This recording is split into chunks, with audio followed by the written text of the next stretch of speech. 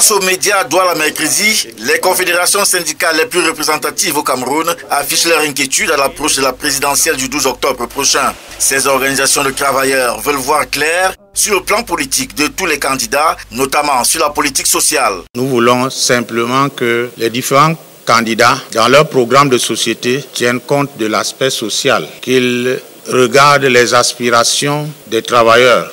C'est pour qu'ils démontrent comment ils vont améliorer le niveau de vie des travailleurs camerounais. C'est de ça qu'il s'agit.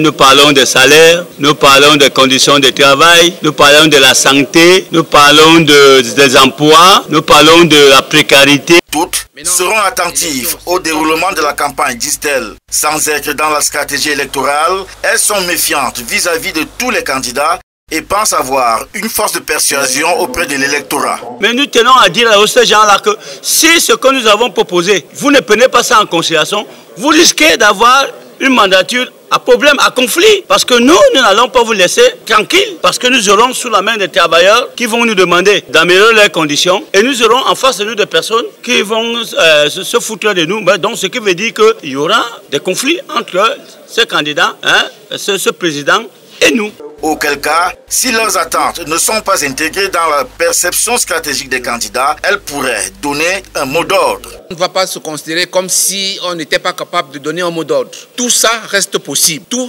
est possible. On peut donner comme on peut lever, mais nous voulons que notre poids soit pris en compte de manière à ce que nos attentes soient intégrées dans la perception opérationnelle des candidats à l'élection présidentielle. Ils ne prennent pas en considération nos propositions pour leur premier mandat. Ils ne seront pas votés pour les autres mandats. Et deuxièmement, pourquoi ils doivent appliquer ça? Pour que dans leur mandature, s'ils passent aux élections, s'ils gagnent les élections, ils auront la paix pour mettre en place leur politique. Mais s'ils ne mettent pas ça en considération, ce que nous avons dit, ils auront à gérer des grèves. Elles ont rédigé un mémorandum qu'elles entendent distribuer à tous ces candidats à la présidentielle 2025.